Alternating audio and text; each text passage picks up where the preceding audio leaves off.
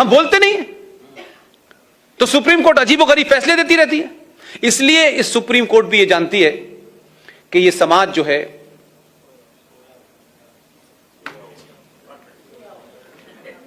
ये बात अलग है कि आप जाग गए, बाकी तो सो ही रहे ना। आपने जगाने भेजा इसे, वो चौकीदारी करके सीटी बजा बजा के जगा रहा है, लेकिन समझ नहीं रहे वो लोग कि भाई ये जगा रहा है, समझ में नहीं आ रहा। बस वो इतने ही सिंबॉलिक समझ रहे हैं, उसकी फिलॉसफी नहीं समझ पा रहे, क्योंकि उसके समझने के लिए ये चाहिए होता है। मैंने अभी कल परसों के भाषण में कहा, तब लोगों की समझ में आया कि अच्छा ऐसा है। मैंने कहा इसलिए कि आप पढ़ते नहीं हैं, आपको सब चीजें नजर आती हैं जो दिखनी चाहिए, जो नहीं दिख रही वो भी बहुत कुछ बदल रही हैं।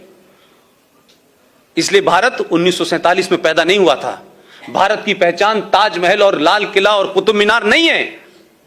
भारत की पहचान 5000 साल पुरानी है। आपको एहसास ही नहीं है कि आप किनके वंशज हैं। आपके अंदर का पुरुषार्थ समाप्त हो चुका है। आपका आदमी एक कहानी सुना करके पहले मन की बात में लोगों को बताने की कोशिश करता है कि भैया ऐसे समझाओ। मैं प्रधानमंत्री की कुर्सी पर बैठने के बाद इतने ही कह सकता हूं, किसी की समझ में नहीं आ रहा। लोगों ने उसको कहानी सुना जैसे कोई दादी और नानी ने सुना दी हो।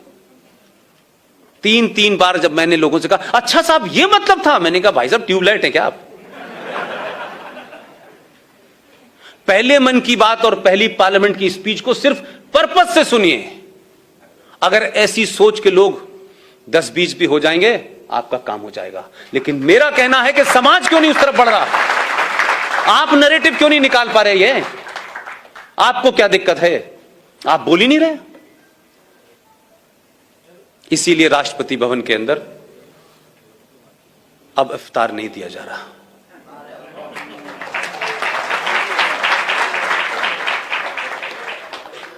इसीलिए राष्ट्रपति भवन में आने वाले विदेशी मेहमानों को भोज के बाद ताजमहल की जो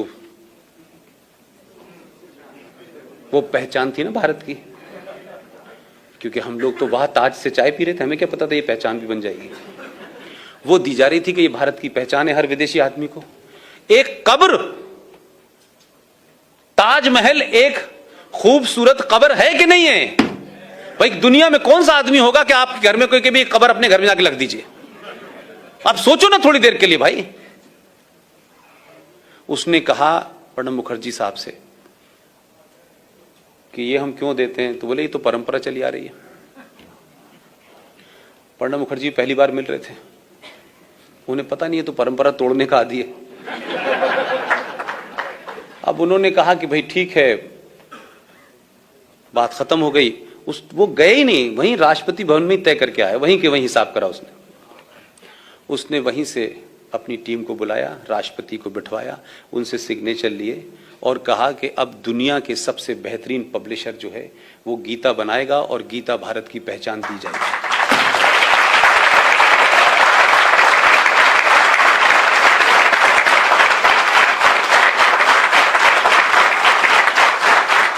अगर आप परंपरा तोड़ेंगे नहीं और ये एक कवर अप ले लेंगे कि ये परंपरा है, तो परंपरा बनती ही टूटने के लिए है।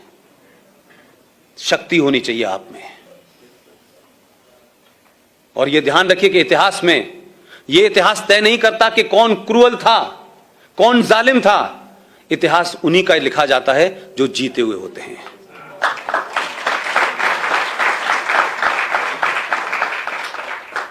आज आप पूरे दिल्ली के अंदर 57 सड़कें हैं, Aurangzeb road, Babur road, Akbar road, Shahjahan road, Humayun road, ये सारी रोड हैं। इन सब ने क्या किया आपको पता है? लेकिन इतिहास में जीते हुए थे, इसीलिए इनका इतिहास है। आप जब 2014 में जिस डॉक्टर को आपने जिताया, पहला आर्टिकल पढ़िए, वॉशिंगटन पोस्ट का एडिटोरियल पढ़िए। किसी ने पढ़ा? आप में से किसी ने पढ़ा? देखिए मेरे बीच में बैठे हुए हैं, ये हर आदमी को पता होना चाहिए कि वॉशिंगटन पोस्ट ने अपना पहला एडिटोरियल मोदी के जीतने पे क्या लिखा था।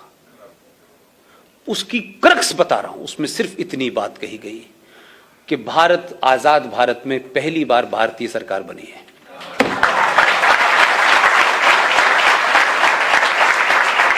आप समझे न समझे, दुनिया जानती है आपको। वो जो दुनिया में यहां से कागज लेके गए और उसके बाद आज ये बना रहे हो, सब आप ही से लेके गए। आपने नहीं पढ़ा, दूसरे ले गए, आपकी समझ में नहीं आया। वो समझ रहे हैं कि क्यों ये भारतीय सरकार है, लेकिन इस देश के भारतीय नहीं समझ पा रहे कि ये भारतीय सरकार है। अभी तक जो सरकारें थी वो ट्रांसफर ऑफ पावर की थी, और अब तो इतना ओपन हो गया है कि अब तो तय हो चुका है कि आपके शहर का एक मुनीम, भड़ूच में था कल में, एक मुनीम और एक महिला सारे आदर और इज्जत के साथ, दो ही लोग देश चला रहे हैं। 150 साल पुरानी पार्टी को खत्म कर दिया। उसमें जो लोग कांग्रेसी थे उन्हें समाप्त करके उसमें कैसे कैसे नमूने रखे गए हैं। राज बब्बर, राजीव शुक्ला, ये सब ब्रोकर हैं, क्योंकि वो महिला जानती है कि वो यहां से पैदल है। और चाटुकारिता में, चापलूसी में भारतीय आज भी उतने ही हैं जो 70 साल पहले थे। इस कमजोरी को ध्यान में रखते हुए वो पूरे लोगों को नचा रही है, और 10 साल तक आपके देश को उसने अंदर से खोखला कर दिया है। और उस मुनीम ने और उस महिला ने मिलके जिस बात का दर्द मुझे है, बाकी चीजें हैं, जिसका दर्द मुझे है वो मैं आपसे शेयर करना चाहता हूं। मुझे टिकट लेनी नहीं थी, ना मेरा कोई लेना देना। मेरे बाप भी फ्रीडम मूवमेंट में थे, वो भी मेरा दर्द नहीं है। इस मुनीम ने और इस महिला ने, दो लोगों ने मिलके आधुनिक भारत के चाणक्य, 12-13 भाषाओं का ज्ञाता, महान बुद्धिमान लीडर, उसको दिल्ली में दफन नहीं होने दिया कि इसकी कब्र कहीं दिल्ली में न बने। और जहां वो गया और जहां अंतिम संस्कार हुआ, ऐसा इंश्योर किया कि उसकी लाश को कुत्ते खा रहे थे, कुत्तों ने खाया है। और उसके परिवार को समाप्त करने के लिए कैसे कैसे मुकदमे गए। कोई लड़का कहीं भाग गया, किसी ने सुसाइड कर लिया, उसका नामो निशान नहीं है। हमने उसके बारे में नहीं पूछा। एक महिला और एक मुनीम, ये सवाल नहीं पूछा हमने किसी से कि उसकी डेड बॉडी, जो बचपन से लेके अपने अंतिम समय तक कांग्रेसी था, 24 अकबर रोड पे आखिरी उसके दर्शन के लिए 24 अकबर रोड के दरवाजों पे इंस्ट्रक्शन था कि खोला नहीं जाएगा।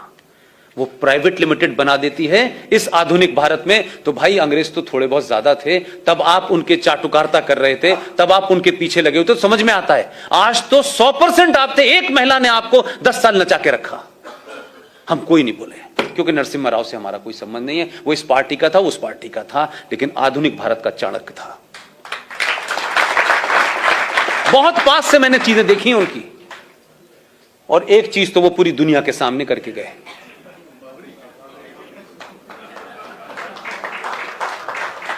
जब इंस्ट्रक्शन दे गए, उसके बाद अपने कमरे में चले गए, और पहली और आखिरी बार उन्होंने 8 घंटे तक पूजा में बंद रहे। वो जब काम हो गया तो उन्होंने कहा मेरी पूजा पूरी हो गई। ये हिम्मत होनी चाहिए, कुर्सी का लालच नहीं होना चाहिए। आपको याद होगा कि कल्याण सिंह ने क्या करा था। He was chief minister. उस आदमी ने अपनी कुर्सी सुप्रीम कोर्ट के सामने दांव पे लगा दी। उसने कहा आप सजा देना चाहते हैं, दे दीजिए। जब वो सारा काम हो गया, सरकार गिर गई, आपने उसको हरा दिया। 4 राज्यों में सरकार गिरी, वापस नहीं आई। किस हिंदुत्व की बात करते हैं? किस मंदिर के लिए आप दीवाने हैं? किस मंदिर को बनाने के लिए आपको चिंता है भाई? हम अपने चरित्र को भी देखें भाई। जो आदमी से रिश्ता नहीं है, वो कब 1500 में आया था, उसकी मां मंगोलिया की थी, बाबर से कोई लेना देना नहीं है, इनका कोई डीएनए उनके साथ नहीं है, लेकिन इसलिए प्रतिबद्धता है कि वो मुसलमान था और ये मुसलमान है, लिहाजा मस्जिद बनेगी तो बाबरी की बनेगी, नहीं तो नहीं बनेगी। उनका कमिटमेंट यह है। और आपका कमिटमेंट यह है कि आपके आदमी ने अपने लिए सत्ता की कुर्सी लगा दी, सुप्रीम कोर्ट ने कहा आपको सजा मिलेगी, उसने कहा मैं सजा खाने के लिए तैयार हूं भगवान राम मंदिर के लिए। सरकार गिरी आपने, उसके बाद उसकी सरकार नहीं बनाई। इसलिए लोगों को लगता है, जो लोग कह रहे हैं मंदिर बनाओ मंदिर बनाओ मंदिर बनाओ, वो मंदिर तो बन जाएगा लेकिन 7 RCR का मंदिर गिर जाएगा। मेरे लिए वो मंदिर इंपॉर्टेंट है, इस मंदिर को तो फिर बना लीजिएगा। वो आधुनिक भारत का चाणक्य अपनी पूजा करके समाप्त कर गया, अब वहां मस्जिद नहीं बन सकती, इतना वो इंश्योर कर गया है। अब आप बनाएं, ये बनाएं, वो बनाएं, बनाते रहिएगा।